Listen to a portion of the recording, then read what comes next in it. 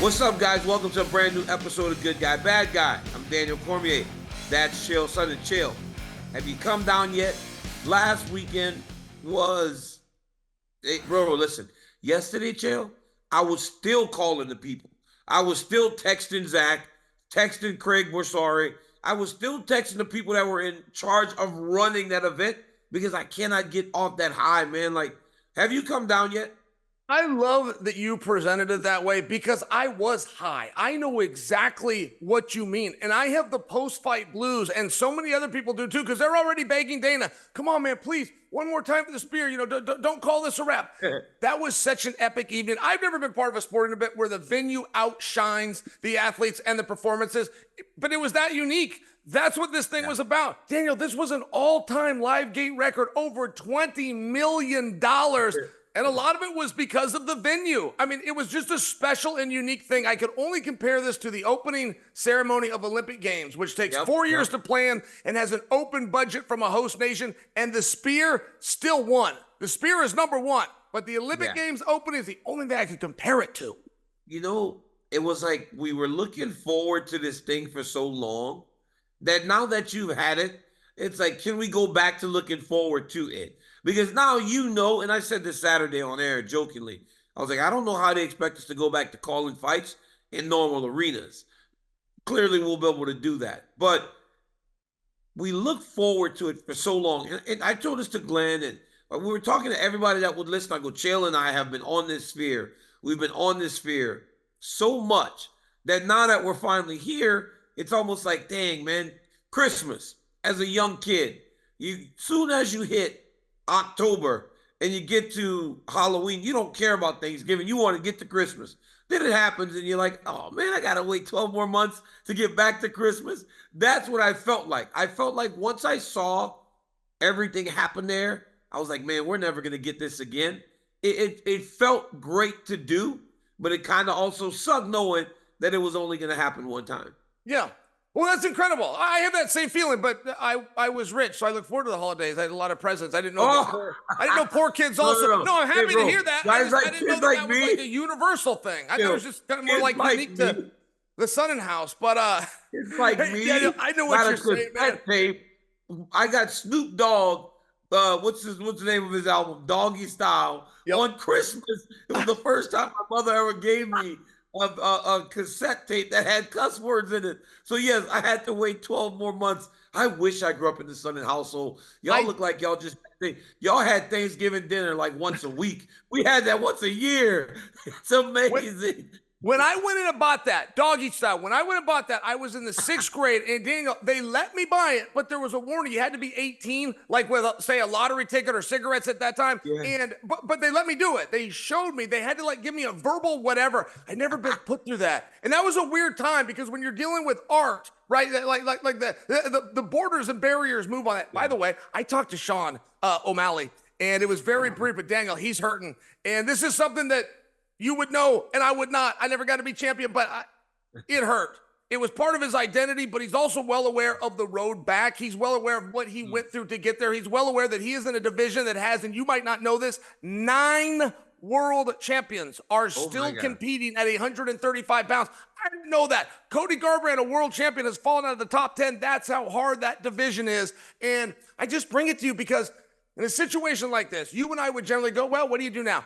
And I would make the same suggestion almost every time, which is you change weight classes. It is the best way to get a fresh coat of paint. Sean's not quite big enough, yet he's too big for 125 pounds. So it's just one of these things. It's kind of good problems to have, and everybody deals with it. But when you're at that magnitude, the fall does seem like more. You asked me if I was a little down or depressed today or singing the blues, and I'm just letting you know, Sean O'Malley, behind everything in the gimmick, is a really hardworking young man that had a dream and got beat. And it is a tough day. It's a tough day for everyone. Absolutely. You know what the problem with him is that now he finds himself where everybody wanted to fight him before because they thought they could use his name to propel themselves. Now they want to fight him after seeing that he struggles with takedown defense like that. Those wrestling dudes are going to be lined up, hoping to just build off of what they believe is the aura of Sugar Sean O'Malley. But, you know, you said earlier that the visuals, the sphere kind of outshine the fights. Even Dana said that. Dana goes, I can control everything but the fights. So while the last two fights weren't great, we can't control that. But when you go back and you think about Saturday night and being in that arena, what was your favorite part? Was it the films, those little movies they had, which were fantastic? Was it the Mexican? Did you see the ring car girls? I mean, one was dressed like a robot at one point. They were dressed like the Day of the Dead. All the effort that was put into it was amazing. Even when O'Malley walked out the first time, and most fighters, they were looking around like, oh my God, this is different. What was your favorite part of outside of seeing me dressed in just a black suit? Chael, can you believe they did that to your boy? I mean, I thought I was going to wear white. Disappointed. Now, you look great, by the way. I like the pin. You look fantastic, but I was looking forward to more of like the Boss Hog white outfit. I'm going to call you a marshmallow, and you're going to say you look like an angel, but it was going to be fun. When you showed up and you were in anything but white, in fact, you were the opposite, wearing dark. I turned to everybody on set, and I wasn't the only one with a little glimmer in my eye, man. Everybody was going, where is his white outfit? Jill, they just did whatever they wanted. They took all this input. We gave all these great suggestions, and they just did what they wanted, not what we wanted. But Chael, again, I'm sorry to veer, but this is the show. This is why our show is our show, that we veer and we lose track of our thoughts and we go on tangents. But your favorite part of the night on Saturday? Looking into the eyes of our Mexican fans, and that's everybody, including fighters. I got to sit next to Dominic Cruz. I got to work with Gilbert Melendez to tell you that Dana succeeded in writing a love letter to the Mexican fans, which is what he said he did. And it truly meant something to them. And I even leaned on him. Guys don't really talk like that. I kind of leaned on these guys and said, hey, I'm seeing there's a pep in your step. I'm seeing there's a look in your eye. Am I seeing that right? Is that because you're at a fight and you love it? Or is it specifically because this is Noche and what this means? And they said, no, it's that. They said, this is unbelievable. And they said, one thing about Mexican is they won't know how to come out and say that. They won't know how to tell Dana, thank you, this meant something to us. They won't know how to say, hey, man, this really brought a lot of people together and gave something to look forward to, and you paid a homage to our nostalgic and our history and our culture. And I thought, you find a way then, guys. You got to find a way. Like, that would probably make Dana feel really good. He spent $20 million in 9 months. I mean, right, in all fairness, but it's just one of those situations. And those fights, by the way, really were something special. I've been in a spot like Valentina was in. I found myself fighting for a title against a guy named Paulo Filho, but I'm just sharing, the crowd hated it. They cut Paulo Filho, who was completely undefeated, and the only reason they kept me is because I had won and they didn't know what to do, and they took the time to tell me that. They took the time to tell me, we would have cut you too, but we don't know how to do it off a win. You get one more crack. They were that upset. I'm going, well, I appreciate that, but I was a young guy, and it was sport first. It was competition first. I'm going to win tonight. I'll look good next time. And I had a strategy, and it was pretty safe, but it was pretty dull, but it was pretty effective, is how I saw it at that time. And I only offer you that. I felt I personally, along with most people, were a little critical on Valentina. But the other side of it is a champion re-got her belt back the hardest way you can, which is a 25-minute grind. Good for her. It was, look, I get the way that fight was viewed. It just seemed like she was a bit unwilling to stand and trade, but why would she have to? And when she did, she won the striking exchanges. It's not like Alexa beat her in the striking. She just honestly was better all around and felt like she was someone that should have been a massive favorite as she was. In fight one, she was minus 800, and then she got beat. So then the second fight, she was still the favorite. This time it was much, much closer, but it should have been those opening lines from the first fight, the way it looked on Saturday night. Yeah. For me, Chael, it was the visuals. I remember when I walked in there for the first time and they were going through some of the rehearsals, and I was like, oh my goodness, this looks and feels like something so different than anything I've ever done before. I withheld myself from going in there and experiencing this until I actually got to experience the sphere. And I sat there in awe, and I smiled and I smiled and I smiled to the point that my face and my cheeks were hurting from all the smiling. But my favorite was that it was chapter 3 was the story. about honoring and living the people that are living and the people from the past. It was the Day of the Dead, which I believe is the greatest tradition in any culture, where you never, it's like Coco. Bro, you remember that movie Coco? Have you seen the little movie Coco with the little boy and the grandmother Coco? Bro, one time, this is the craziest thing, Chael. I've got a little boy named Hunter Luna. He's about 9 years old at the time. We're watching this movie. No, he's like 7, because right now he's a freshman in high school. We're watching Coco in my backyard on a screen. And so I'm sitting there. My kids are still kind of running around. They're super young. I look to my right at the end of Coco, and I'm looking at Hunter, and he goes, "That's a really good movie." But then I notice he's crying, and then I realize I'm crying. We're sitting there watching Coco crying in my backyard, me and my children, and this young little boy who's a tremendous little wrestler. But that culture, that thing in their culture to me is the greatest thing ever. And then old John Anik, Joe, I go, in the town I live in, Gilroy, because it's very, very Spanish, like a lot of Mexicans. I go, they do that in these middle schools. Old John goes, "Hey, yeah, we didn't have any fake altars in my middle school, champ." I go, "Well, John, you're about as white as they come, my guy." I go, "This is a Spanish thing." But that was probably my favorite thing. I loved it, dude. I loved it. I love the story. I love when we got to see the great Mexican boxers, and they put them all up on those pillars, and then the fighters are walking through that. Dude, I was so locked in. I was so locked in on everything. I thought it was amazing. That was the funnest night of fighting I have ever been associated with. And I used to be, everybody was in. Daniel, with you. Zach Candido, who was a fairly new guy at a company called ESPN, and we would all crowd into, with John Anik and Josh Gross and Gilbert, Kieran Portley's office. It was a normal, we could barely fit. There wasn't chairs for everybody. And we would go over a show called MMA Live that was going to live on something known as the internet. Now, this was like 2009, 2010, and it was just one of these things.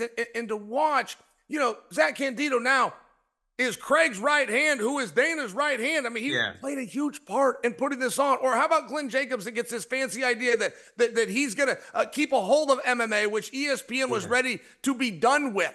And then all of a sudden, we got a set there, and we got our guys, and we're participating in this on a very high level. Like, it was really an amazing thing. And I've really never talked about an event before where you don't talk about the athletes first, but they weren't first. They weren't first, and they knew that. It was the whole reason that everybody from Connor on down, everybody, 756 guys under contract, 756 people lobbied to get on this card. Ultimately, they went with Suga Show, who broke his own record. He had a $14 million gate in Miami. They bring him out to the fight capital of the world. He outdoes 300, and he outdoes Pereira on International Fight Weekend. It was a really big deal.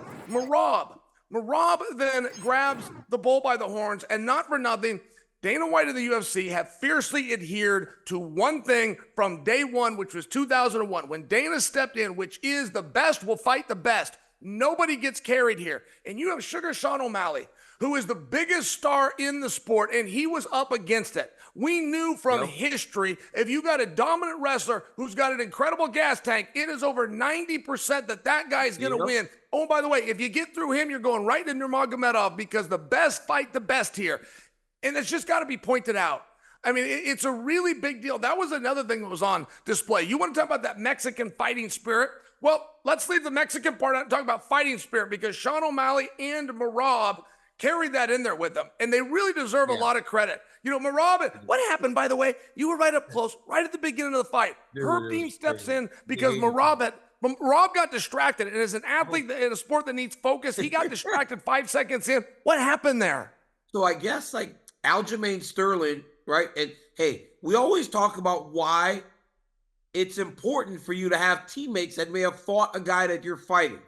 Aljamain Sterling, he said, or it came out, that Sean O'Malley's coach starts to yell at Sean's opponents when they start to fight. Aljo goes, "For the record, I didn't really hear it, but now I know that it was done." So then the guy starts doing it to Merab. "You got to close the distance, Merab. You got to do this, Merab." So then Merab starts yelling at him. I've never seen that. A coach that starts to coach the other guy. "Merab, you got to get close." Rob's like, what is going on? So Merab starts yelling at the coach. His name is Tim Walsh. Yep. He starts yelling at Tim. Then Sean is kind of standing there like, what is happening? Then Merab starts to kiss Sean. So Merab starts to kiss Sean. So this is the crazy. First off, I'm watching him 100 Poor Herb Dean. Herb looks lost. I've never seen Herb look so flustered. I'm looking at these dudes are 100 feet tall in a sphere. I got Merab kissing Sean behind the neck. I got Merab's coach or Sean's coach coaching Merab. Merab's yelling at him. Dude, it was the crazy. It was fitting. It was just fitting for what this event was supposed to be. Sure, Merab Dvalishvili was able to take Sean O'Malley down and control him. But to his credit, that's not an easy thing to do. Sean has shown tremendous takedown defense. And if you're a Sean O'Malley fan, be proud that your guy didn't give up on himself. He continued to fight and try until the very end. It wasn't that bad. But I get where there would be disappointed because of the fight we saw right before.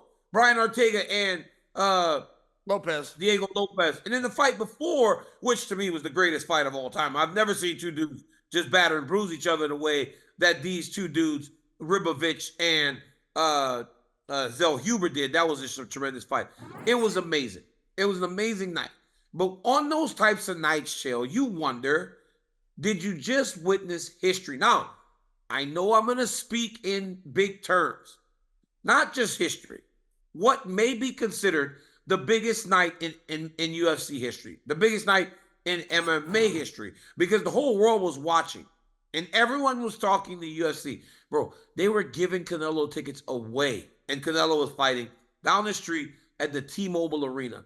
Do you feel that that was the biggest night in UFC history? Because I'm telling you, it felt, Jeff Bezos was sitting right next to me. Bezos was there. Like, when does the Amazon guy ever go to UFC fights? No, I saw politicians there. I passed right by Lori Dreamer Chavez. I'm looking around. She didn't even have security with her. Flew in on her own dime and had a ticket. She was just such a fan. And Daniel, the other part of this, when you talk about the who's who and the names and a lot of people from Hollywood that came, they did not just come to take in history and because they're secretly big fight fans. They came out to watch Dana White fail. There was not very many people that are executive producers, and now you're asked to do something live with a technology that only a few people had even tried, and by the way, never live. This is a street kid from Boston. I mean, this is Martin Scorsese's of the world. Guy Ritchie's of the world is saying, you can't do it, Dana. You don't have enough time. He did do it. He did do it. So you want to talk about a crowning moment, and he's had a few along the way. I mean, I remember the first time that I had to say that was in Australia when he brought in 57,000 live people. I remember before that having to say it at Madison Square Garden when they played Conor versus Eddie, $17+ million gate. And yeah, this was epic. He's already said it's going to be a one of one. He says we're not going back. You might think that that's fun, and I get that anybody has the right to change their mind, but Dana actually qualified. He said, no, guys, I'm not coming back. I have a contract with the MGM. I wouldn't even be here tonight if I hadn't got upset with these guys. So I do believe him at least for a meaningful period. I don't think that they're going to go back. And so yes, Dan, it not only is a crowning moment, it may go down as number one. For me, I was watching and I started to hear John Ennick start saying what could possibly be a once in a lifetime, and that gave me hope that it could happen again. But here's my deal, right? I don't really. Can I ask you a question? I never cut you off. Are you sending a text message? Are you sending a text message? What are you doing? Oh, you got the rundown. Yes. That's because we get off topic and air. Yeah, I understand. You know what? I'm a little distracted myself. Can I share something personal with you? I have some boots, Daniel, and I got some kind of weird foot order. These stink so bad, I can't even have this on my feet anymore. You want to know what I did because I saw this on the internet? I took hairspray. I sprayed hairspray in there, and then my wife comes along with a match. Boom, we light the whole thing on fire inside, and then you put it out really fast. Supposed to kill like all the germs and make the shoe smell good. It doesn't make the shoe smell good. It makes it smell like ash and burnt leather. It's awful. It's giving me a headache. Well, if you're going to send a text, I'm going to take these shoes off. All right, go ahead. No. So I'm not sending the text. It's just that Air sends. So what Air does is she just hits a exclamation point. Bang! The exclamation point then makes the rundown pop back up on my text messages like, get back on topic. And so that's exactly what I'm trying to do, Chael. So yeah, while we do go off topic and you get to go crazy to the left, I still get disciplined by the teacher every now and again, like, yo, get back to business. But yes, felt like history. It felt amazing. It felt like once in a lifetime. But it also got me thinking about this. And you said this last week. UFC 1 took place at some random place. Oh, it's Joe Rogan. Joe Rogan said, he goes, it was in Alabama at UFC 1. It was tiny to look at where they went last weekend. This evolution of this game. Talk to me about your experiences, because I started later, right? I wasn't around until 2010. So 9 years. I was 5 years past the Ultimate Fighter to where it already felt like a big deal. I was past UFC 100, which to me felt like a really, really big deal, and it was. But talk to me about your experiences, those old days of fighting where it was a fringe sport. Today it's a global phenomenon. And I love the 1993 reference. I love how fast this has grown in 31 years. But you know what, Daniel? It's been faster than that. It's only been 23 years. It really started in 2001. All they did with leadership from 93 to 2001 is get this a black eye, get it labeled human cockfighting, get politicians and police involved, get it banned from venues, get it banned in all of America, or at least not sanctioned, and thrown off of television. When Dana White stepped in, they did not even have a deal with DirecTV. He had to follow a guy around.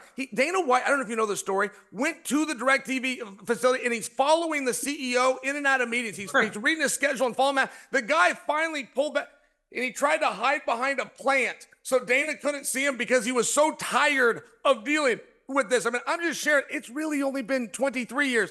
Where this sport has gone and the way that people have embraced it. And I'm going to steal something that Dana says, but when Dana was trying to explain why he believed this multi-billion idea was going to work, it was nothing sophisticated. He said something very simple. He said, it does not matter what language you speak. It doesn't matter what gender or age you are. You understand fighting. It is an art, which means it's a form of expression. You could turn the TV down or you could turn it up. You get it. You know what's going on here. He's right. He's right. You could have a party in the background or people like you and I that are dead focused and don't want anybody distracting us. You know what's going on. It's something you look over, you see, and then you build the characters and you build the ideas. I think it does come back to the motto, which was going to be very different from boxing. I don't want to give boxing a hard time, but in fairness, that there was a time when there was a little bit more of a push and pull, and Dana said nobody gets carried here. It doesn't matter the level of stars, and it doesn't matter if I can move merchandise or I got to go store a guy's T-shirts and hats in a storage unit. I will do that. No one gets carried. The best fight the best. And that really is going on. You want to speak about the best against the best. Merab is now saying, not so fast on this Umar business. And he's not asking for something easy. He's suggesting Davidson Figueiredo. Now, ultimately, I don't think Merab's going to get his way unless there's an illness or injury to Nurmagomedov. But the point of it is somewhat fascinating because we see so many guys, Daniel, it's not fair and what they're up against and their plight. And the second they get that gun, they turn it on everybody else and do the exact same thing that they said just happened to them. Merab is claiming that Nurmagomedov got fast track. Fast track, he's been here for 4 years. He's won 18 fights, 6 within the octagon. That's not all that fast. Yeah, it just sucks for him because he believes he won 10 fights in a row before he got his opportunity. He was on Dana White's looking for a fight, and now he made himself a champion. So this guy has a very unique personality. He has a very unique style, but it's very effective. And many thought, to your point, Chael, this was a nightmare for Sean O'Malley. We said it on air as nicely as you can say it without just flat out going, this could go really bad, right? Then you watch Valentina and Alexa and you start to think, really, this could be really bad because if he doesn't have the ability to keep Merab off of him, Merab is going to keep just taking him down and throwing him down. And then it could start to look like Merab is dominating him. We have seen Merab Dvalishvili do this to people before where, dude, he picked up Henry Cejudo and he walks him back. And I said this on air. It was like Arn Anderson with the spine buster where he just spiked Henry backwards. And I'm thinking, this Olympic champion, why are we surprised? Why are we surprised that he's doing this to a guy that's a striker, that's learning wrestling? Merab said he was down in Mexico doing all this boxing, and you brought it to my attention that he said, you know what? I'm just going to go back and do what I do because I can't close the gap. Sean O'Malley looks so far behind him in the wrestling. Do you think that he can close the gap? Or have we kind of seen the ceiling for Sugar Sean O'Malley? Because right now, I'm telling you, if I am preparing a fighter to fight Sean O'Malley, I know what I have to do. I got to take you down, but I have to take you down in a very specific way. I can't shoot double legs, push you against the fence, and try to grab your feet together. That's hard. But what I can do, though, is move, get you off your feet right away, and put you down, because that's what Merab did different than Aljamain. Aljamain was shooting, pushed him to the wall, trying to lock. Merab would blast him, Chael. He would pick him up right away, and he would put him down. Did we see the best of Sean O'Malley now as he reached the ceiling? 4-minute mile, right, Daniel? It's the 4-minute mile. Nobody in the world can do it. Once it gets done, 6 people do it in the next 30 days, and it just becomes the norm. I hear you on the blueprint. I would like to offer one thing. Sean O'Malley did not get whipped and or dominated. It also wasn't 3-2 like 1 or 2 of the judges turned in. It was very clear, but you had a guy that was good with double legs, went out there and he found 5 good double legs. It was a position. But to take away that position, now that the blueprint is out, to your point, now that people have seen it, to your point, yes, it does make things harder. Videotape helps. There used to be heavyweight champions of the world in boxing because the world would watch a fight huddled in a room over a transistor radio. You had no footage. You couldn't study a guy. You couldn't get out and watch him and break him down or sit down with your coach. So yes, when the word gets out and people start to have plans, you got to evolve. Now, the good news for Sean O'Malley, he's young. He's 27 when he became champion. I'm going to call him 28 right now. For sure, under 30. He's listens very well. He's not in a place where he's distracted. He's either in Arizona with Tim Welch or he spent some time back in Hella, Montana with Tim Welch. I mean, not for nothing, behind all the hair and all the mask is a really curious guy whose career, while people call him a kickboxer, it actually started with wrestling. He had his first jiu-jitsu tournament before he had his first kickboxing match. And I just suggest for you, I'm open to the idea that he learned something. What that is, we'll have to see. Your point that people are going to all of a sudden think, hey, there's a way to go. I do agree, but if O'Malley is to move down to a 3-round situation, he does become a much more dangerous animal. Even on Saturday, where you got to worry about your conditioning all night because you got Merab, in a 15-minute situation, it's different. I'm just going to remind you, not champion, that might be what he finds himself in. I think Sean O'Malley is a handful for anybody. He is, Cheryl. You know what the concerning thing for me, though, is for a very long time, when Sean O'Malley was on his rise, we heard that he was such a great grappler. We just hadn't got to see it because we didn't need to see it. He didn't need to show it. There were these stories of him doing grappling matches with these high-level jiu-jitsu people and competing with them.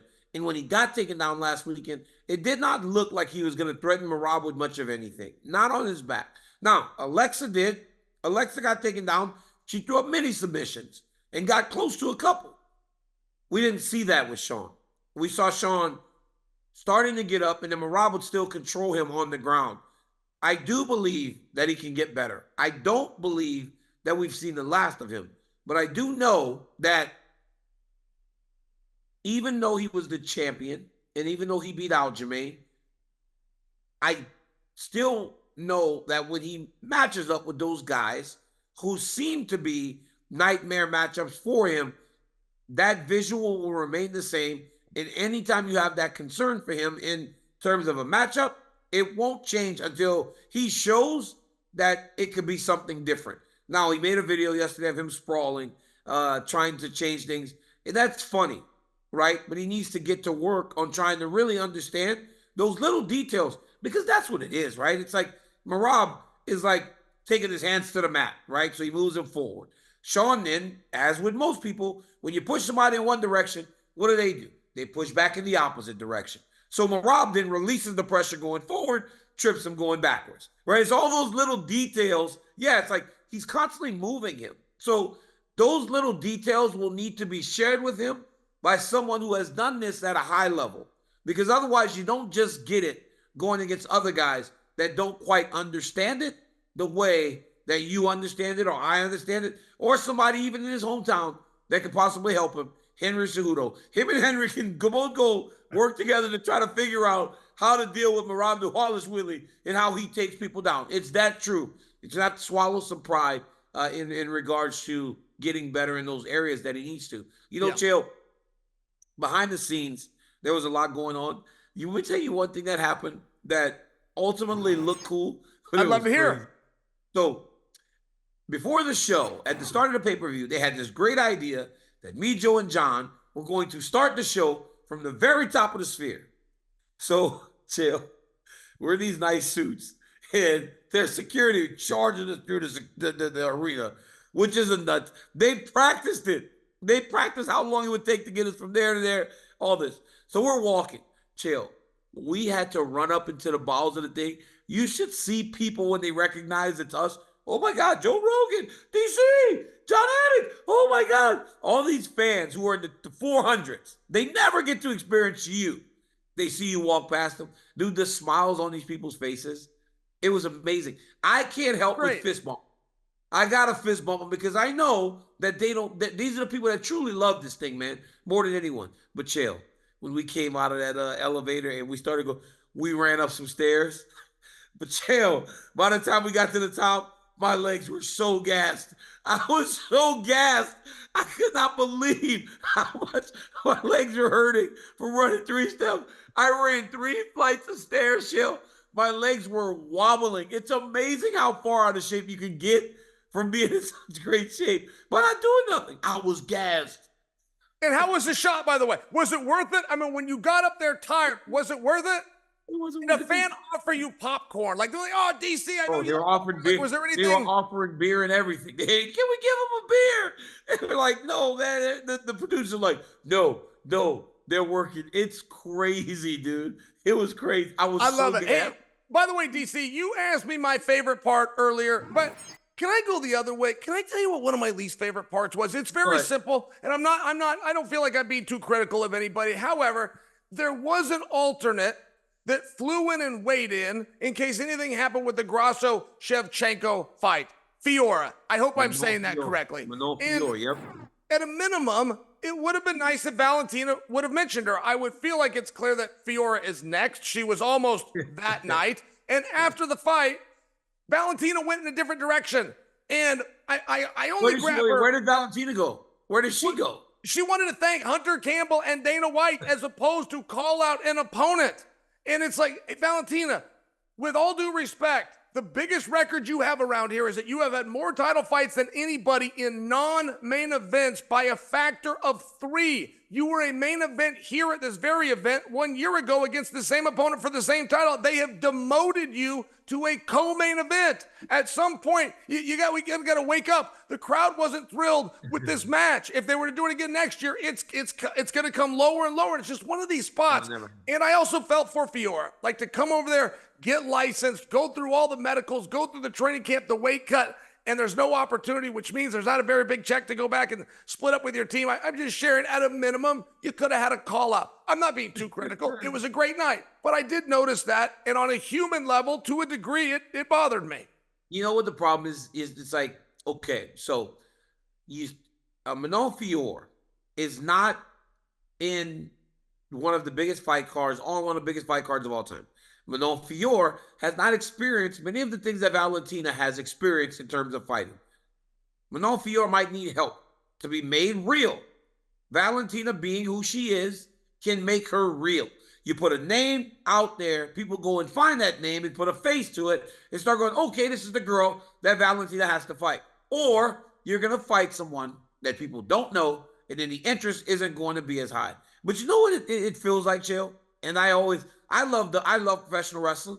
Nick Khan, by the way, was in the arena. Yep. Rey Mysterio was in the arena.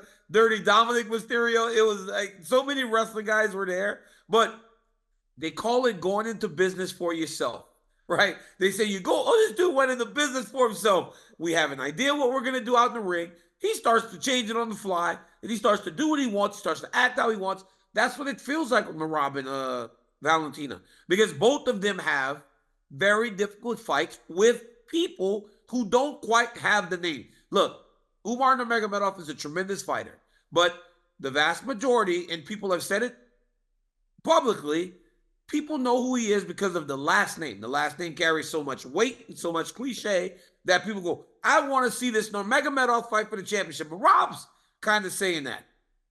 He's tough, but he's getting pushed because of his name. Sure. Manon Fior is tough. She doesn't have a name. So Valentina's going, I just went through 3 wars with this girl that I just got rid of, who people did not know before I fought her. And now I got to go back into another one who might be even better. I thought that was a miss. She could have put her over. She could have started doing business together with her to ultimately lead to the pay. But right now, it doesn't seem like they're into doing that. Yeah. Chill. You prove that wrestling's king, though. You know, for a guy like you, for a guy like me, Saturday Night proved that wrestling is the king. It's still the king of all combat sports. Yep. No, it's absolutely true. By the way, the trials were on. David Taylor, a new coach at Oklahoma State, ends up making the team, whether he's going to compete or not. Jordan Burroughs comes back at 35. Everybody wrote him off. He comes back, beats Marsteller in 2 straight. It's a great time to be a wrestling fan, man. I had a great weekend, buddy. Yeah, it was a great weekend, dude. To expect something and then it exceeds it is the best. Now let me ask you this. It's crazy. And you're so nice. You're a nice guy. You said, I don't want to give boxing a hard time, but Chael. Boxing. I love it. You love it, the sweet science. We all love watching it. But when given a choice, last weekend, so many of boxing's biggest names chose the sphere. Hey, first off, Terrence Crawford is not Kendrick Lamar either. That's some BS. Bro, they put Terrence Crawford on the screen and put Kendrick Lamar under there. And I was like, this is the craziest stuff ever. John Andy goes, well, that doesn't look like Kendrick Lamar. That looks like Bud Crawford. I said, because it is Bud. He goes, John goes, they gave me a bad graphic, man. They tried to set my boy Anik up to fail. But not only was Bud in the building, right? Bud was there. Roy Jones was there. Teddy Atlas was there. Ryan Garcia was there. They all chose the sphere over Canelo. Yep. Is that just very telling? Like, dang, dude, that is where boxing is today. Yes. And Dan, I gotta come back to it. And there's a number of factors, but one of them that's big and might go missed is Dana White will give you the best fighter in the world. Whatever happens and however that plays out, whether he's the one that walks first or second, the highest paid or not so much, whoever is better will get the shine, right? The confetti's coming down on that guy that's got the gold belt around him. That isn't something you could say about boxing. Canelo did not fight the top guy in the world. That wasn't even a suggestion. He's the top draw, and they shined him up, and they stuck him in a building. That's a fine business model. But as far as a competitive sport, I think a lot of those guys that you mentioned are true competitors. Ryan Garcia, Roy Jones Jr. And by the way, if anyone can take the joke, it is Terrence Crawford, by the way. I don't think anybody had their feelings hurt. It was a funny moment, though, and I'm glad you brought it up. The guy that said something. I'm not going to say his name. But they said the person responsible for saying that was Kendrick Lamar was inconsolable. He was crying. He was so sad. He was so sad because they didn't want to say who it was. I know who it was, too. I'm going to send him a text. I didn't know that. I didn't know he was taking it so hard. Kendrick Lamar. I think that's not Kendrick Lamar. It was so funny. They said you could not console this man for what he did. It's amazing. Dude, I'm telling you, it was awesome. It was an awesome night. And that literally was the icing on the cake because I'm silly and I love silly things. But yes, it sucks for boxing because I've watched it since I was a little boy and they all made a choice to go and watch that opposed to the boxing fight with Canelo Alvarez. You want to know one of the most interesting things? Hey, Dan, as the next week goes by, maybe you and I will talk about this on Thursday, but one of the most interesting things coming out from Saturday is what do you do next with Lopez? I mean, if anybody came in and really, whoa, I mean, you got number 13, got the jump on number 3.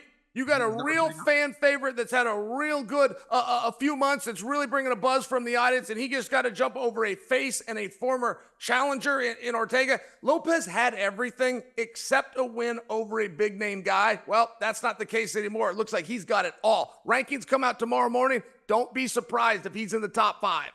Yeah, he'll be in the top 5. Top 3 is what I expect. Very close to a championship opportunity. Dude, there's very few guys now as deserving as Diego Lopez after what he did last weekend. Agreed. Tremendous weekend. Tremendous performance by Lopez and everyone that really did fight last weekend. Congrats to Valentina and Merab Dvalishvili. Both are champions in the UFC. So while it might not be as appealing as you expected, it is effective. Guys, that's Chael Sonnen. I'm Daniel Cormier. This has been Good Guy, Bad Guy. Until next week, get us wherever you get your podcasts, ESPN Plus, YouTube, ESPN. So ESPN MMA YouTube, ESPN Plus, ESPN2. Until next time, guys.